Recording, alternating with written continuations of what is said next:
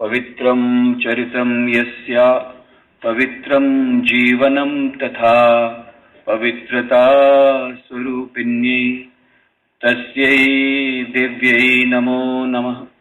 जननीं शारदां देवीं रामकृष्णं जगद्गुरुं पादपद्मे तयोः श्रित्वा प्रणमामि मुहुर्मुहुः। श्री मां शारदा देवी का जीवन और संदेश आज के इस युग में, जबकि हमारे ह्यूमन रिलेशंस, हमारे मानवीय संबंध बिगड़ रहे हैं, और आज के इस युग में जब विशेष प्रभाव पड़ रहा है मीडिया का, उस समय जब हमारे संबंध बिगड़ रहे हैं, उस समय मां शारदा देवी का जीवन संदेश कितना उपयोगी है, इस पर बहुत सुंदर प्रवचन दिया उन्होंने। मां शारदा देवी के उस अंतिम उपदेश से अपने प्रवचन का अंत किया। मैं उनके उस अंतिम उपदेश से प्रारंभ करूंगा, क्योंकि वह उपदेश इतना महत्व का है आज के लिए। 21 जुलाई 1920 को श्री मां शारदा देवी ने अपनी ई लीला समाप्त की और महासमाधि ली।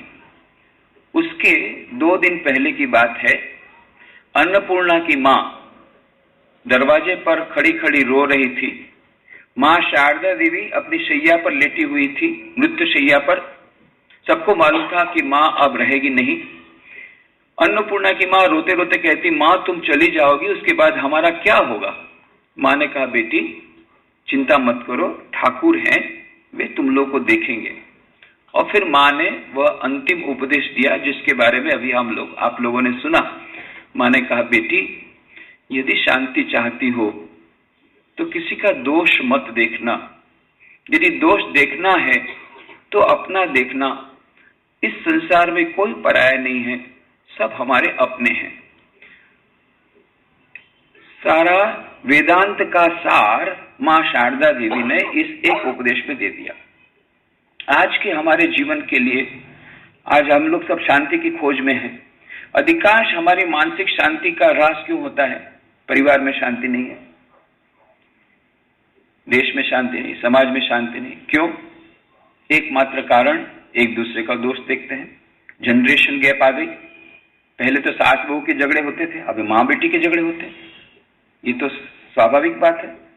फ्यूचर शॉक नाम की किताब में एल्विन टॉफलर ने कहा था कि हमारा संसार जो है, हमारा समाज इतनी अधिक तीव्रता से आगे बढ़ रहा है कि ये फ्यूचर शॉक जो है उसको सहन नहीं कर सकेगा। आज वही बात आ गई।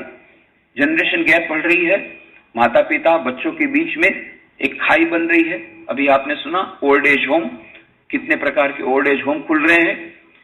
माता पिता और बच्चों के बीच में बनता नहीं है, उनके बीच में संबंध नहीं है। उस समय मां शारदा देवी क्या कहती है? ये मन की शांति यदि चाहती हो, नहीं चाहते हो तो कोई बात नहीं। क्या हम शांति चाहते हैं? असली में हम शांति नहीं चाहते। वो कहते हैं कि हम शांति चाहते हैं, पर जितनी अशांति का सृजन हम अपने खुद करते हैं, बाहर से नहीं आती अशांति। यदि हम विश्लेषण करें तो अधिकांश समय में शांति अशांति हम खुद क्रिएट करते हैं, सृजन करते हैं।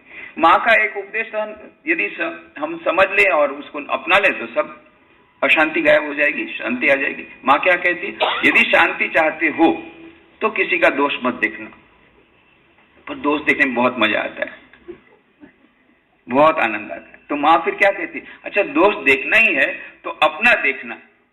इसके भीतर में जब देखोगे तो इतने सारे दोष मिलेंगे कि उसको ठीक करते करते सारी जिंदगी चली जाएगी और दूसरे का दोष देखने का समय भी नहीं रहेगा। दोष देखना ही है तो अपना देखना। इस जगत में कोई पराया नहीं, सब हमारे अपने हैं। अब यदि हम सोचें, सास बहू के भीतर में बहुत सारे दोष हैं बहू में। वो सब दोषों को न देखते हुए एकाध गुण जो है, एकाध गुण तो होगा बहू में, उस एक गुण को देखने का प्रयत्न करें। और बहू अपनी सास में हजारों दुर्गुण है, एकाध सद्गुण है मां सास में, उसको देखने का प्रयत्न करें। मां अपने संतानों, माता पिता अपने संतानों के भीतर जो कुछ भी तो उनके सद्गुण है उसको देखने का प्रयत्न करें, रात दिन उसको टक टक करते हैं हम लोग, तुम ऐसा करते, तुम लोग हमारे जमाने में हम लोग थे तो हम तो ऐसा कभी नहीं किए, तुम लोग नए आए हो नए जमाने के, रात दिन हम लोग टक टक करते हैं। तो वो लोग फिर बाद में क्या करते हैं, वो लोग भी हमारे पास आते हैं, सुबह हमारे पास माता पिता के बोलते क्या जमाना आ गया, आजकल के बच्चे का बात ही नहीं सुनते, एकदम बात नहीं सुनते, डिसओबीडियंट। हम लोग भी तो जवान थे, ऐसा हम लोग कभी नहीं किया, हम लोग कम से कम बात सुनते थे, सुनने का प्रयत्न करते थे, फिर नहीं होता तो अलग बात है, पर आजकल के बच्चे तो बात ही नहीं सुनते, सुनना ही नहीं चाहते, ये ऐसा कह के चले जाते हैं। और शाम को फिर वो मेरे फ्रेंड आते हैं, वो आके बोलते हैं एक ही कंप्लेन, हमको घर में कोई समझता नहीं और समझना चाहता भी नहीं। उनकी भी कंप्लेन है कि उनको कोई अंडरस्टैंड नहीं करता है, उनको अंडरस्टैंड करने का प्रयत्न भी नहीं करता है। तो ये जो जनरेशन गैप क्यों हुई, क्योंकि माता पिता यदि बच्चों के दोष देखने के बदले जो एक आध सद्गुण उसको देखने का प्रयत्न करें और बच्चे माता पिता के एक आध जो सद्गुण उसको देखने का प्रयत्न करें, उसी प्रकार से हमारे समाज में जहां जहां भी है मैनेजर एग्जीक्यूटिव्स अपने सबऑर्डिनेट के भीतर में कुछ दोष हैं उसको न देखते हुए एक आध सद्गुण है उसको कभी अप्रिशिएट करें, और जो वर्कर्स है वो अपने बॉस में कुछ दोष न देखते हुए एक आध सद्गुण को देखने का प्रयत्न करें। ये जो पॉजिटिव थिंकिंग यदि आ जाए तो दोष देखने का मतलब ये नहीं है कि बच्चों में यदि कोई मान लो ड्रग एडिक्ट है तो आप उसको नहीं देखेंगे, अवश्य देखेंगे, उसको करेक्ट करने का प्रयत्न करेंगे। माँ ऐसा नहीं कहती है कि आप किसी की त्रुटि को सुधारने का प्रयत्न मत कीजिए, पर कहने का मतलब यह है कि दोष देखने का स्वभाव हम लोग का बन गया है कि हमेशा हम उसके नेगेटिव चीज देखते हैं, उसने जो अच्छा किया उस पर हमारी नजर नहीं जाती, देखो उसने ऐसा किया, देखो उसने ऐसा किया, देखो उसने ऐसा किया, हम लोग ऐसा ऐसा ऐसा करते रहते हैं, और हमको नहीं मालूम है कि एक उंगली जब दूसरे तरफ दिखाते 4 उंगली यहाँ पर, तुमने क्या किया, तुमने क्या किया, तो हम भूल जाते हैं। 4 उंगली बोल रही तुमने क्या किया, पर हम लोग उसने ऐसा किया, उसने ऐसा किया, उसने मेरे तरफ ऐसा किया, उसने ऐसा व्यवहार किया, और हमने क्या किया हम भूल जाते हैं। 4 उंगली बोल रही तुमने क्या किया। तो माँ का यह कहना है कि यदि शांति चाहते हो तो किसी का दोष मत देखना, दोष देखना हो तो अपना देखना, तो इस जगत में कोई पराया नहीं, सब हमारे अपने। क्यों, वेदांत के अनुसार प्रत्येक मनुष्य के भीतर में वही ब्रह्म विराजमान है। तो इसको यदि हम पालन करें तो हमारा जीवन सुमधुर हो जाएगा, परिवार में शांति आ जाएगी, हमारे संबंध अच्छे हो जाएंगे। हम अपने जीवन का विश्लेषण करें तो क्या करते हैं, सुबह से लेकर के शाम तक हमारा मन अशांत क्यों होता है। सुबह उठने के बाद सबसे पहला तो देखा कि अभी दूध वाला नहीं आया, ये दूध वाला बहुत खराब है, उसका दोष देखा, क्योंकि चाय चाहिए, बेड टी चाहिए। अब बेड टी हो गई, दूध वाले को गाली दे दिया, उसके बाद में तुरंत पेपर चाहिए। आजकल का कली भागवत है भाई, भागवत के पाठ के बिना तो होगा नहीं, उससे दिन की शुरुआत होती है। तो पेपर वाला क्यों नहीं आया, पेपर वाले को गाली दिया, तो पेपर वाला आया और फिर पेपर पढ़ने बैठे। अब पेपर में तो सब खराब ही खराब बातें। हमारे मैनेजमेंट एक्सपर्ट ऐसे बोलते हैं, don't read newspapers in the morning, सुबह सुबह समाचार पत्र मत पढ़ो। क्यों, एनर्जी लेवल डाउन हो जाएगा। Because newspapers are bad, newspapers are sad, newspapers make you mad. सब खराब बातें हैं फ्रंट पेज में। यहाँ पर ये शिविर है उसकी बातें नहीं आएगी, पर यहाँ पर भी सामने मर्डर हो जाए, देखिए फोटो फ्रंट पेज में रामकृष्ण मठ का फोटो आ जाएगा, उसके सामने मर्डर हुआ है। ये खराब बातें बहुत जल्दी आती हैं, और जो नेगेटिव बातें हैं, वो दुखी बातें हैं, वो जल्दी आती है, पर अच्छी अच्छी बातें उसकी खबर नहीं चलती है। तो माँ का क्या कहना है कि यदि शांति चाहते तो किसी का दोष मत देखो। और माँ का स्वयं का जो जीवन है उसका ज्वलंत उदाहरण है। माँ का स्वयं का जीवन, माँ किसी का दोष नहीं देख सकती थी, रात दिन प्रार्थना करती थी, हे प्रभु इस चंद्रमा में भी कलंक है पर मेरे मन में थोड़ा सा भी कलंक न रहे। और फिर ऐसी बात हो गई, वे किसी का दोष ही नहीं देख सकती थी, कोई भी आता था अपने पांव बढ़ा देती थी। गुलाब माँ ने कहा, माँ ये क्या हो गया, कोई तुमको माँ कह के पुकारता है और तुम पाप बढ़ाती थी और उसको मंत्र दीक्षा दे देती हो। कैसे कैसे लोग आते अपना अपना पाप तुम्हारे चरणों पे डाल देते हैं, इतनी तुमको पीड़ा होती है, इतनी जलन होती है, पर तुम किसी को ना नहीं बोल सकती, तुम तो किसी का दोष ही नहीं दे सकती। तो माँ ने क्या कहा, गुलाब दोष देखने वाले इतने सारे हैं, मैं भी एक संसार में हूं जो किसी का दोष नहीं देखती हूं, तो उससे क्या बिगड़ने वाला है संसार का। इतने सारे लोग तो हैं दूसरों का दोष देखने वाले, क्या करूं गुलाब, मैं रह नहीं सकती, यदि कोई मुझे माँ कह के पुकारता फिर मैं अपने आप को संभाल नहीं सकती। माँ किसी का दोष नहीं देख सकती थी। और क्या कहती है, मैं सज्जन की भी माँ हूं और दुर्जन की भी माँ हूं, तुम जैसे हो मेरे पास हो, आ जाओ। यदि मेरी संतान अपने आप को धूल कीचड़ से सान ले तो मां होने के नाते क्या मेरा कर्तव्य नहीं है कि अपनी संतान को साफ करके अपनी गोद में लूं? ये तो हम संसार में देखते हैं कि पिताजी छोटे बच्चे को खिला रहे हैं, बहुत आनंद से खिला रहे हैं, अचानक छोटे बच्चे ने गंदा कर दिया, छी छी छी, तुरंत उस बच्चे को अलग कर देते हैं। मां क्या ऐसा करती? कभी नहीं करती। जब छोटे बच्चे ने गंदा किया तो मां खुद उसको नहलाती है, धुलाती है, अच्छे नए कपड़े पहनाती है, पाउडर लगाती है, फिर काजल का टीका लगाती ताकि दूसरे की नजर न लग जाए। तब बाद में पिताजी बोलते लाओ लाओ लो मैं उसको खिलाऊंगा। उसके बाद पिताजी, तो माँ क्या कहती, मैं तो माँ हूं ना, माँ होने के नाते मेरी संतान धूल कीचड़ से सान ले तो क्या मेरा कर्तव्य नहीं मैं उनको गोद में ले लूं? तुम लोग जैसे हो मेरे पास आओ, चिंता मत करो। और कैसे कैसे लोग आते हैं, माँ सभी को स्वीकार करती है, माँ किसी का दोष नहीं देख सकती है। माँ उद्बोधन भवन में थी, पूजा कर रही थी, अचानक आवाज आती है, कोई युवती सिसक सिसक करके रो रही है दरवाजे पर खड़े खड़े। माँ ने कहा बेटी कौन है, बाहर रो रही है, अंदर आ जाओ। और तब वो युवती और जोर जोर से रोने लग गई। तब माँ अपनी पूजा छोड़ करके आई बाहर, कहा बेटी क्या बात है इतना रो रही हो? तब युवती जोर जोर से रो के बोलती, माँ मैं अंदर आने की योग्य नहीं रह गई, मेरा चरित्र भ्रष्ट हो गया माँ, अब मैं तुमको मुंह दिखाने लायक भी नहीं रही। ऐसा कह के फिर रोने लग गई। माँ ने क्या किया, माँ ने उसको गले लगा लिया, बेटी चिंता मत करो, तुम्हें अपने कार्य का पछतावा हुआ है, अब उस भूल जाओ, बीती ताही बिसार दे, आगे की सुध ले, आओ अंदर आओ। और अंदर उसको ले लिया, अंदर लेकर के पूजा के घर में बैठाया, उसको प्रसाद खिलाया, उसको मंत्र दीक्षा दी।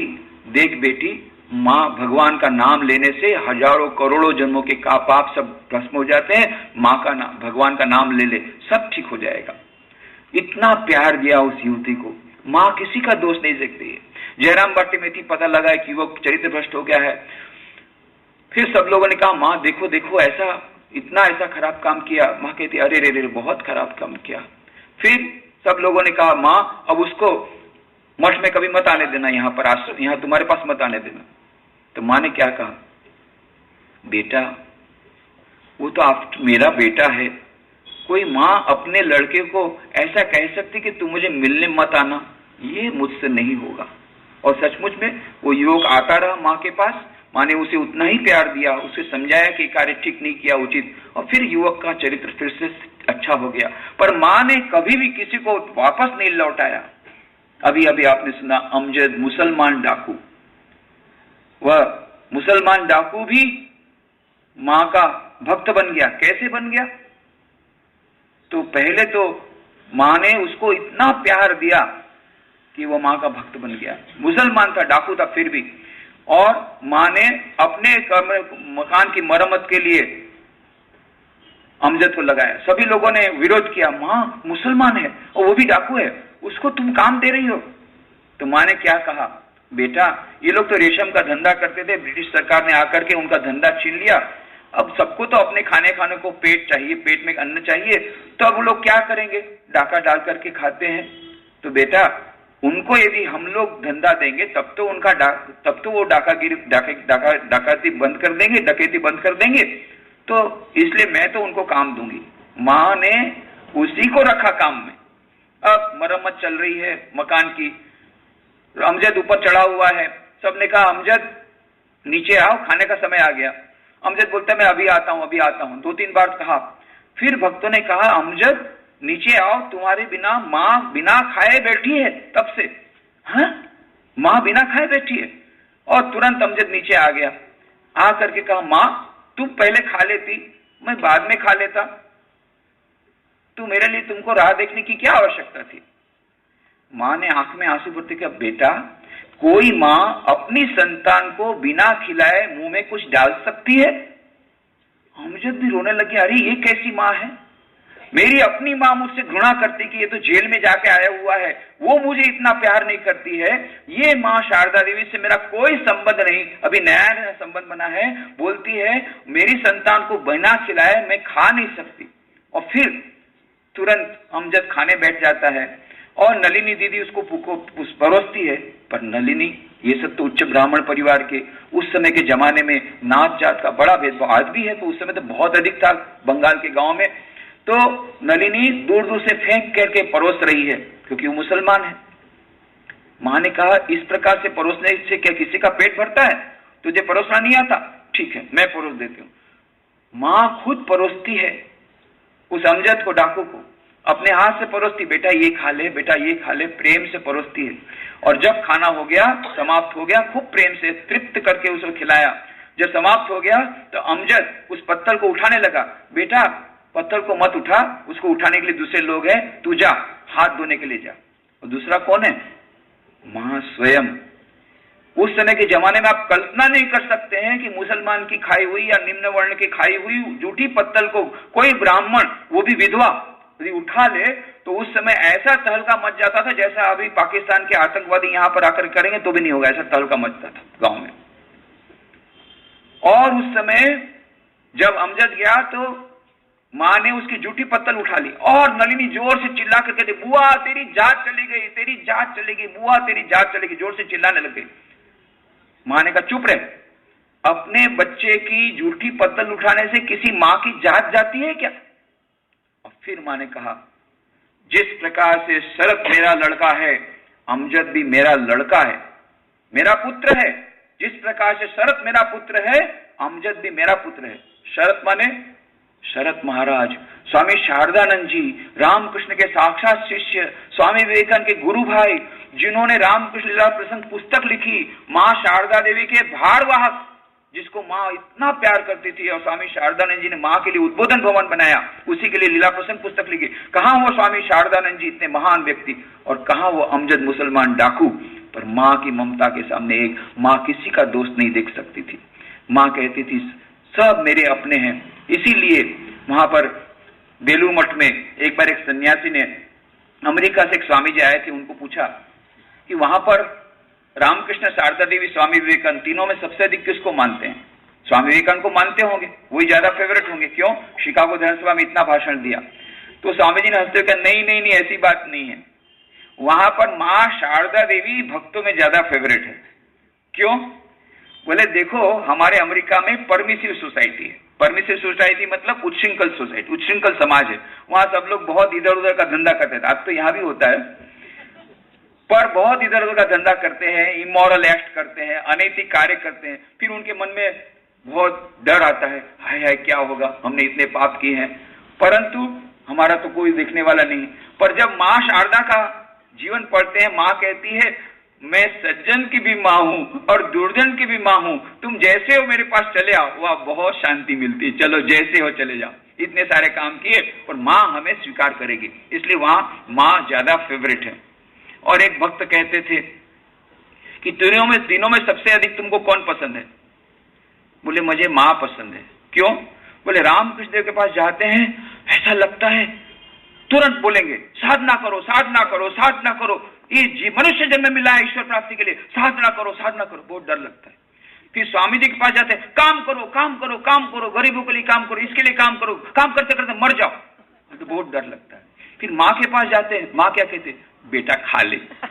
माँ की एक ही बात है, मेरे संतान खा ले, बस मुझे और कुछ नहीं चाहिए। माँ का इसी में शांति, माँ आनंद होती है। माँ को सबसे ज्यादा आनंद का होता है जब उनकी संतान खाने बैठती। इसीलिए ये जब इतना देख रहे हैं ना, कल तो बढ़िया प्रसाद पाया, ये ब्रह्मसानी माँ ने नहीं खिलाया, माँ ने खिलाया, माँ शारदा देवी ने खिलाया। क्यों? ये महाराज भी नहीं रहते, हम लोग भी नहीं रहते, आप लोग भी यहाँ नहीं रहते, यदि माँ शारदा देवी नहीं रहती। सोचिए क्या हालत थी।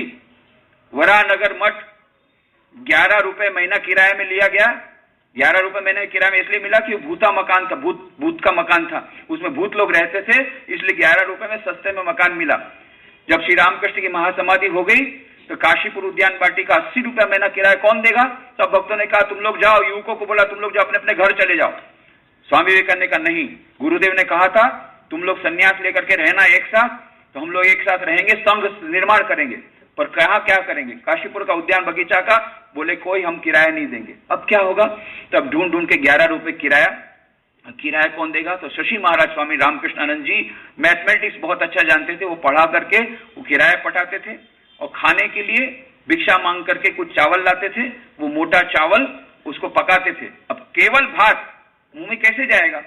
तो पीछे बगीचा था, वो वरानगर मठ में, भूते मकान के पीछे में, उसमें कुछ मिर्ची उगती थी, वो मिर्ची चोरी करके लाते थे और एक मिर्ची मिलाते थे, और इतनी तीखी रहती थी कि पहले एक मिर्ची खाया और फिर एक गला इतना तीखा हो जाता था और गले में इतनी प्रकार की फिसलन हो जाती थी, भात डाल के अंदर से नीचे चला जाता था सीधा। ऐसा करके, और 12-14 लोग एक साथ रहते थे, एक ही कपड़ा था, धोती कॉपिन पहन के रहते थे, सारा दिन रात जब ध्यान करते थे, बाहर जाते समय वो कॉमन उनकी धोती थी।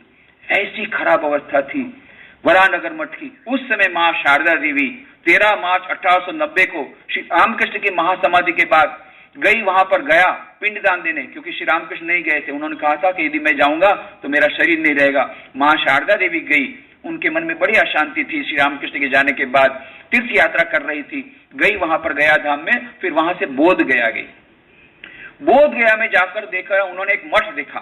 कौन सा मठ देखा हमें पता नहीं है, परंतु मैं जब बोध गया था 20 साल बाद, तब तो मैंने एक शंकराचार्य का मठ देखा था।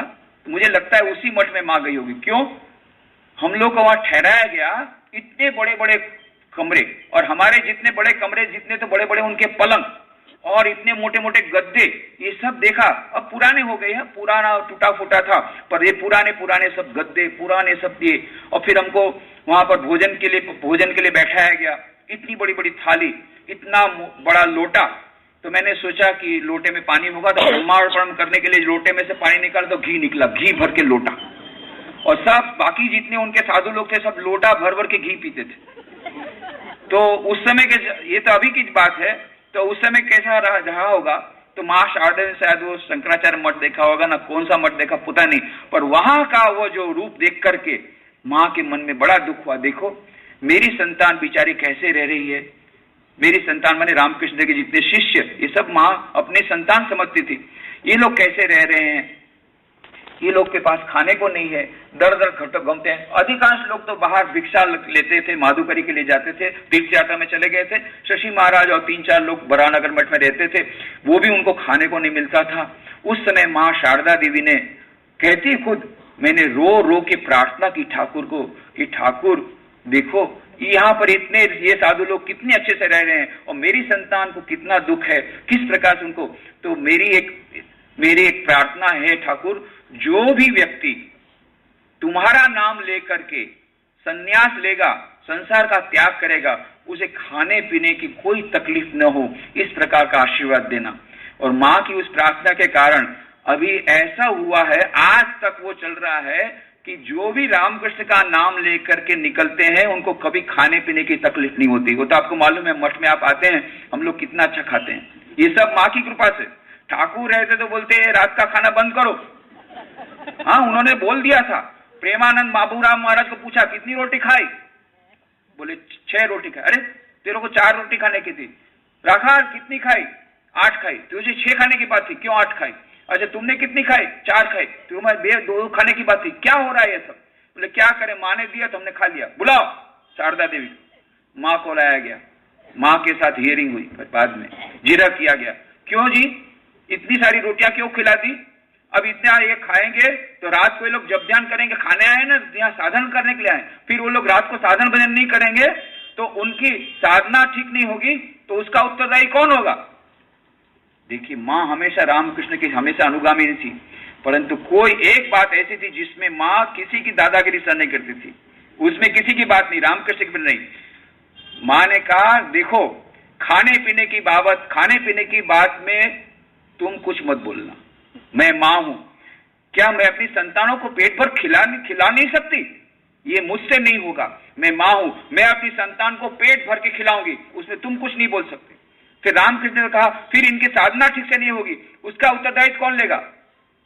मां का देखो, उनकी शक्ति देखो जगदम्बा की, मैं लूंगी, यदि उनकी साधना ठीक नहीं होगी अधिक खाने से तो मैं लूंगी, पर खाने पीने के मामले में तुम्हारी कोई बात नहीं चलेगी। आज भी नहीं चलती। आज मठ में हम लोग बड़े से खाते हैं, रात को भी खाते हैं। ये हमारे माँ शारदा जी हमारे लिए सब प्रयत्न करके गई, अन्नपूर्णा माँ, जिसके कारण आप लोग को भी अच्छा प्रसाद मिलता है, हम लोग भी खा पी के अच्छे से, और कभी हमको तकलीफ नहीं होती। ट्रेन में जाते हैं तो बाकी सब भक्त लोग बोलते हैं भाई आपके साथ ट्रैवल करना पड़ेगा, आपके साथ ट्रैवल करना मजा, क्योंकि हर स्टेशन में सब टिफिन आता है, खाने का अच्छा अच्छा लेते आते हैं। अब तो मुझे लगता है कि माँ को दूसरी बार प्रार्थना करेगी, हे ठाकुर तुमने इतना सारा खाने का बंदोबस्त किया, कुछ कम करो, ये लोग खा पी के मोटे हो रहे हैं।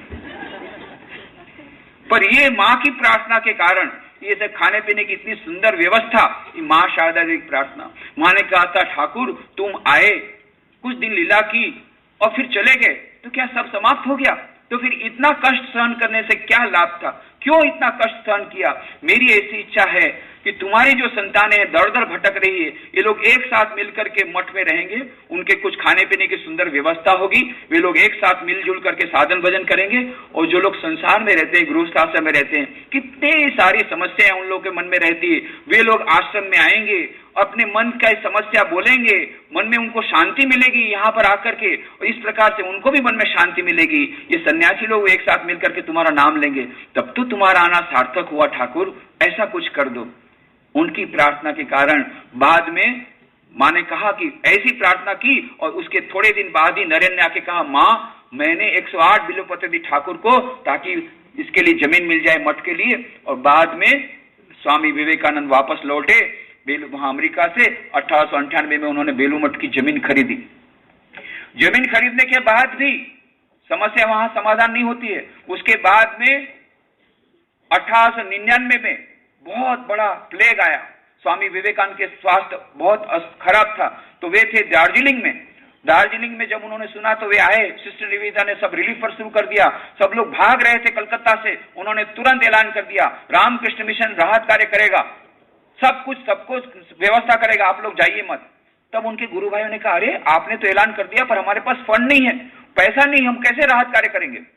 स्वामी विवेकानंद ने कहा कोई बात नहीं, हमारे पास ये जमीन तो है, हम लोग तो सन्यासी है, हम लोग पेड़ के नीचे रह जाएंगे, ये जमीन मैं बेच दूंगा। 12 साल की मेहनत के बाद जो जमीन मिली थी उसको बेचने की बात स्वामी जी की। अब स्वामी विवेकानंद तो शिवावतार है, कभी आशुतोष स्वरूप और कभी रुद्र स्वरूप, और रौद्र स्वरूप जब दिखता है तो किसी की हिम्मत नहीं उनके पास जाने की, कुछ बोलने की। तो उनके गुरु भाई तो चुप हो गए, अब स्वामी जी को बोलने की हिम्मत नहीं, क्या करें? चलो हाईकोर्ट, हाईकोर्ट माने मां शारदा देवी, गए हाईकोर्ट के पास, हाईकोर्ट में नालिश कर दी कि देखिए तो स्वामी जी तो इस प्रकार से जमीन की मठ बेचने की बात करें, तो फिर रामकृष्ण मठ ही नहीं रहेगा, रामकृष्ण कुछ नहीं रहेगा, जमीन ही रहेगी तो कुछ नहीं रहेगा, संस्था बंद हो जाएगी, ये राहत कार्य के लिए सब बेचने की बात कर रहे हैं। तब माँ ने कहा बुलाओ नरेन को। स्वामी जी आए, नरेन मैंने सुना कि तुम इस प्रकार से बेलू मठ की जमीन को बेचने की सोच रहे हो। हाँ माँ, मुझसे लोगों का दुख नहीं सहा जाता, लोग बेचारे भूखे मर रहे हैं, रोग से मर रहे हैं, प्लेग हो रहा है, लोगों को खाने को नहीं है। नहीं माँ, मुझसे देखा नहीं जाता, और हमारे लिए पैसे भी नहीं आ रहा, दान की रकम नहीं आ रही है, तो मैंने सोचा है कि आवश्यकता भी पड़ी तो बेलू मठ की जमीन हम बेच देंगे, हम लोग तो सन्यासी हैं, हम तो पेड़ के तले रह जाएंगे, पर माँ मुझसे दुख देखा नहीं जाता है। तब माँ ने कहा बेटा तेरा हृदय बहुत ही महान है, इतना तो दुखियों के लिए सोचता है, सचमुच में तू महान है। पर बेटा तूने जो बात कही कि तुम लोग तो पेड़ के नीचे रह जाओगे, तुम लोगों ने रामकृष्ण के पास शिक्षा पाई है, पर बेटा ये मठ तो तुम लोगों के लिए केवल नहीं है, मेरी कितनी संतानें बाद में आएगी, वो लोग भी सन्यास धारण करेगी, वो तो तुम्हारे समान साधन भजन नहीं कर सकेंगे, उनको तो वो वृक्ष के तले नहीं रह सकेंगे, उनको रहने के लिए अच्छा कमरा चाहिए, उनको खाने के लिए टाइम टू टाइम खाने, घंटी बजेगी तब वो खाने को चाहिए, उनको मालूम था हमारे समान सब आएंगे, माँ को सब पता था, ये सब हमारे भावी संतान है, ये कोई तपस्या करने वाले नहीं, इनको टाइम टू टाइम खाना चाहिए, घंटी लगेगी तो खाना चाहिए, रहने के लिए अच्छा स्थान चाहिए, ये सब वो जानती थी माँ। इसलिए माँ ने कहा बेटा मेरी बात की जो संतान है वो तुम्हारे समान तपस्या नहीं कर जाएगी।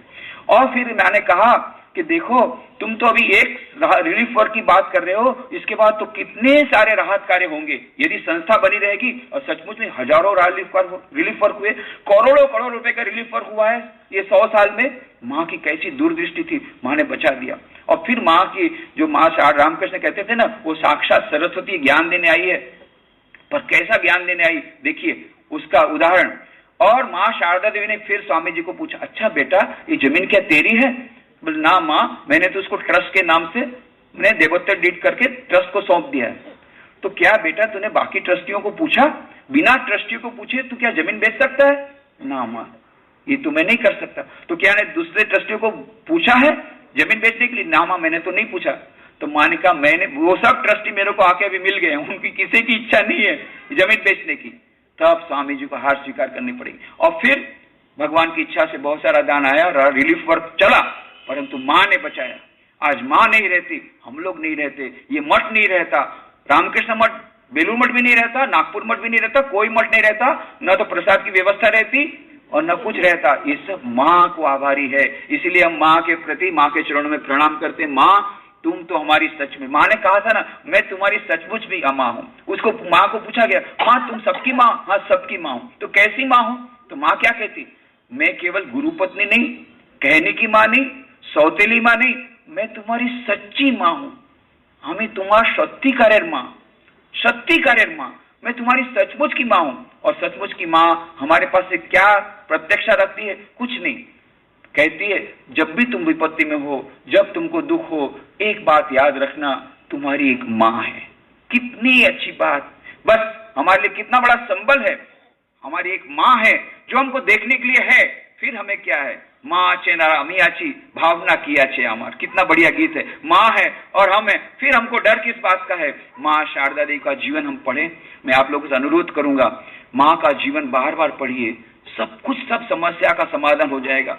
अंतिम बात कह के मैं समाप्त करूंगा, मैंने ज्यादा समय ले लिया है। फिर भी राजकोट में था, एक महिला मेरे पास आई और मैं कहने लगी मैं आत्महत्या करना चाहती हूँ। अरे क्यों आत्महत्या करना चाहती हूँ? नहीं अब तो क्या हो गया? नहीं, बोले अब तो मैं परेशान हो गई, 6 महीने से अपने पतिदेव को बोल रहा हूँ नया मकान दिला दो, पर अभी तक वो सुन नहीं रहे। अब मैं सोचा कि आत्महत्या करूं, अब तो मैं थक गई।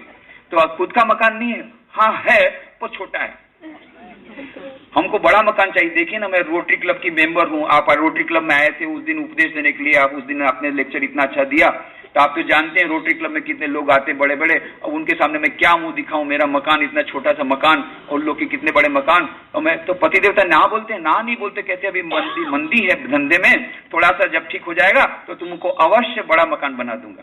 बोला तुम्हारे पति देवता बहुत अच्छे हैं, दूसरे पति देवता होते तो तुमको तलाक दे देते। ये तो बेचारे इतना, तुम एक तो उनके धंधे की मंदी है, बेचारा खुद के टेंशन में, ऊपर से तुम टेंशन बढ़ा रहे हो, हमको बड़ा मकान चाहिए। पहले तो उनका टेंशन कम करो, उसके बदले टेंशन बढ़ा रहे हो। फिर मैंने कहा अच्छा आत्महत्या करना है तो मेरे पास बहुत सारी किताबें, कैसे आत्महत्या करना उसकी विभिन्न उपाय बताए, बहुत अच्छी किताबें हैं, पर 2 दिन थोड़ा और रुक सकती हो? बोले हाँ, मैं तो बहुत दिनों से सोच रही थी 2 दिन और रुक जाओ। 2 दिन मैंने, 2 दिन आप रुक जाओ, अब ये माँ शारदा का जीवन ले जाओ, माँ शारदा का जीवन पढ़ो। माँ शारदा देवी कैसी रहती थी? 6 फीट बाई 8 फीट के षट कोण के छोटे से आपने सुना नौबत खाने में 8 फीट उसकी हाइट, और दरवाजा तो 4 फीट का था। माँ को कितनी बार लगा, एक बार तो खून निकल गया, तब माँ का सिर अपने आप नीचे हो जाता था। और मारवाड़ी स्त्रियां आती थी कलकत्ता की, वो तो मोटी मोटी स्त्रियां अंदर आज जा भी नहीं सकती थी, बाहर खड़े खड़े बोलती देखो देखो हमारी जानकी मैया बेचारी कैसी है, जैसे कैद खाने में। ये माँ शारदा देवी, और अभी आपने सुना यही माँ शारदा का ड्राइंग रूम, यही उनका बेडरूम, यही उनका किचन, यही उनका स्टोर रूम, यही उनका गेस्ट रूम। नलिनी और जो लक्ष्मी दीदी वगैरह सब वहीं रहते थे, और दूसरी और भी कोई गेस्ट महिलाएं से वो भी वहां पे रामके से भेज देते थे, जैसे बहुत बड़ा मल्टी स्टोरी बिल्डिंग उनके पास हो, जाओ जाओ माँ के पास जाके रहो। रामकृष्ण देवता अपना समाधि अवस्था में, उनको कुछ नहीं। यहाँ माँ बिचारी सब करती रहती, कितनी कठिनाई से वो रहती थी।